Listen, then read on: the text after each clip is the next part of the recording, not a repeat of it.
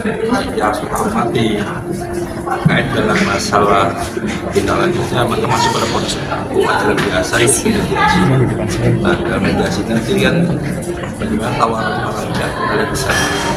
Apabila gagal maka masuk pada proses jawaban, yang mana sudah secara terus itu melakukan konsultasi. Ini pekan depan ya? Ya, jadi ini ada proses waktu selama 30 hari. Kita hormati ya, jadi 5 hari itu kan nanti apakah para pihak ada sepakat berdamai atau tidak.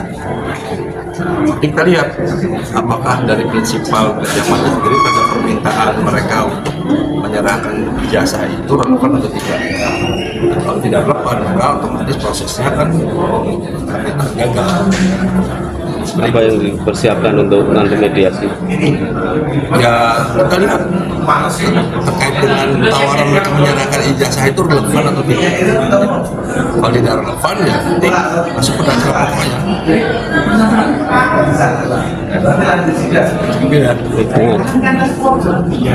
Sudah. Tanggapannya Pak,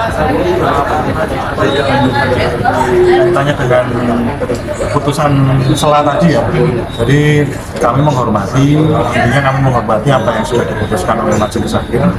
Tapi kami tidak semata-mata tidak setuju dengan apa yang tadi diputuskan. Jadi kami punya pendapat sendiri. Jadi seperti yang tadi disampaikan oleh majelis hakim bahwa kami tidak mempunyai apa namanya kedudukan hukum atau legal standing itu jelas kami tolak, karena kan kami jelas menggugat di Solo dan kami punya kepentingan juga menggugat menjadi intervenian dalam perkara ini, khususnya dalam perkara yang diduga Pak Martin yang menggugat rektor dan lain sebagainya.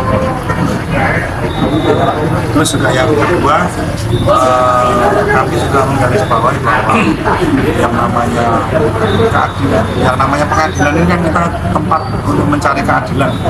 Seperti yang diketahui kan kemarin kami mengajukan gugatan intervensi, kemudian diikuti atau dicontoh atau ditiru oleh teman-temannya Pak Jokowi yang ada di Solo, bahwa mereka juga melakukan gugatan intervensi. Seandainya tadi ada pertimbangan dan lain sebagainya, itu seharusnya juga tidak jauh berbeda ketika nanti intervensi yang ada di Solo diputuskan dalam putusan sela. Jangan sampai istilahnya ada ketimpangan hukum yang punya kami tidak dikabulkan, tetapi punya teman-teman Pak Jokowi dikabulkan. Ini akan menjadi apa namanya gambaran yang buruk di masyarakat tentang keadilan di Indonesia. Untuk kelanjutan yang di sini Pak, gimana? Gimana? Karena tadi ditolak oleh majelis hakim, terus kelanjutannya dari tim UGM untuk di Pengadilan Negeri Sleman bagaimana? Ada rencana apa lagi untuk sidang ini? Ya, jadi sebenarnya kami juga tidak kaget dengan putusan tadi. Jadi kami juga sudah mempertimbangkan, kami juga sudah menyiapkan langkah-langkah strategis yang tetap kami akan apa namanya mendukung dan lain sebagainya. Tapi kami juga akan berkonsultasi terlebih dahulu kepada prinsipal kami, Dr. Muhammad Taufik, dan tentunya juga kami akan koordinasi juga kepada penggugat yaitu Pak Kamarudin, dan mungkin kami akan juga berkoordinasi dengan teman-teman aktivis di Jogja dan Solo. Jadi kami sudah punya strategi yang strategi itu mungkin belum bisa kami buka di sini, tetapi mungkin kami akan berikan keterangan di persidangan. Kalau untuk di PN Solo sendiri sejauh mana Pak sampai saat ini? Kalau di PN Solo justru besok Kamis ya. Kamis itu nanti akan baru putusan selah sama seperti hari ini. Jadi lebih dulu di PN Sleman. Tapi intervensinya dari teman-teman dari temannya Pak Jokowi. Yang seharusnya adalah yang harus digarisbawahi. Tadi kan sudah ada pertimbangan dan lain sebagainya dalam majelis hakim memutuskan. Ya seharusnya putusan itu juga dalam pertimbangan yang sama seperti itu.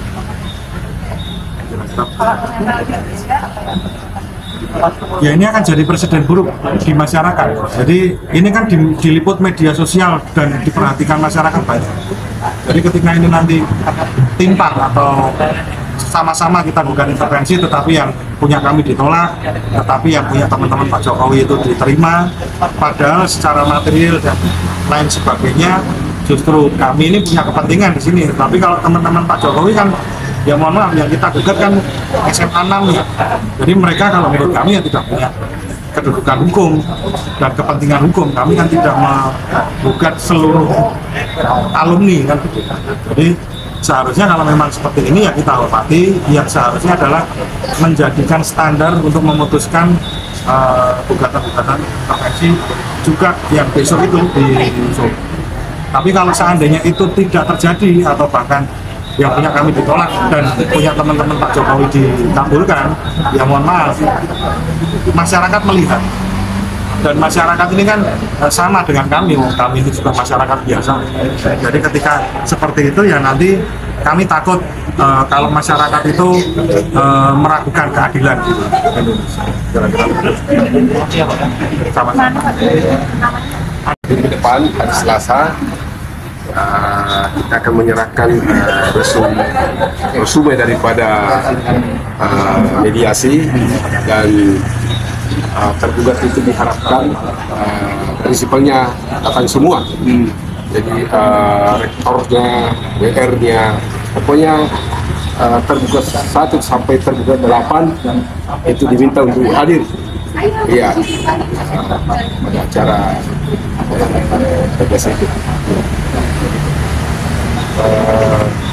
untuk mencari jalan terbaiknya, seperti itu. Jadi mudah-mudahan para tergugat bisa hadir, ya, supaya bisa diselesaikan cepat. Begitu.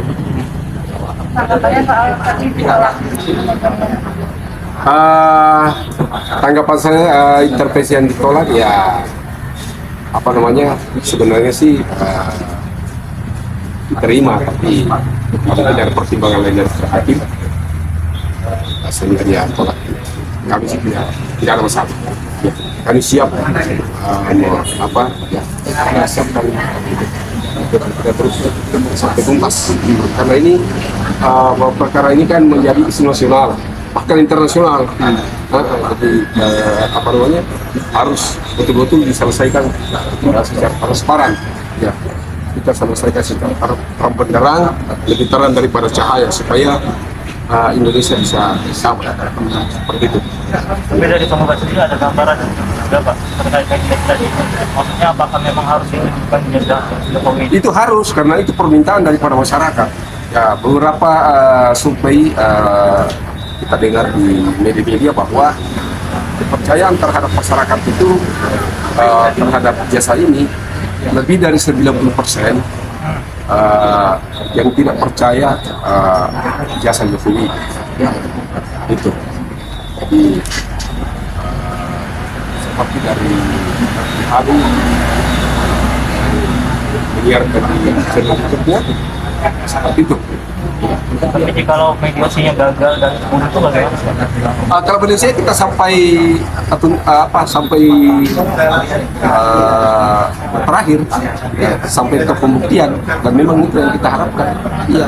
Jadi dalam mediasi ini saya harap sebagai penggugat supaya kalau bisa ya para tergugat ini menyiapkan semua dokumennya, langsung kita periksa, ya, langsung selesai.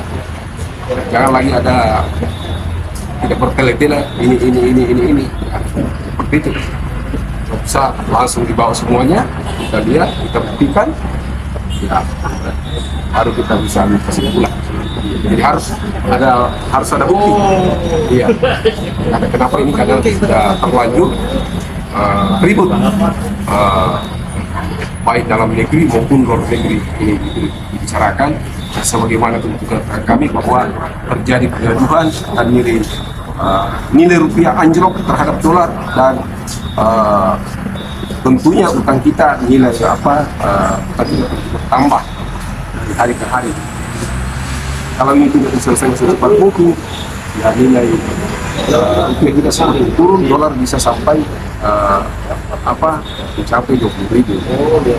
Dan untuk sampai saat ini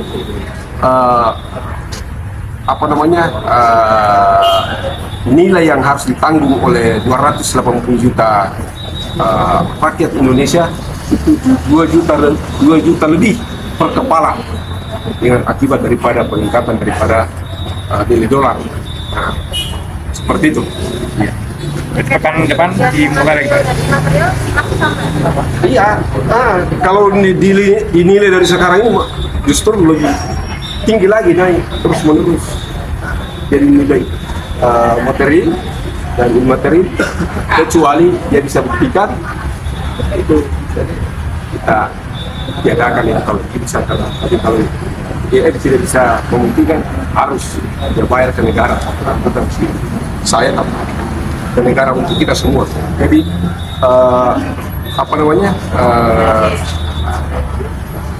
kerugian yang kita alami itu sekitar 2 juta rupiah per kepala di seluruh penduduk Indonesia.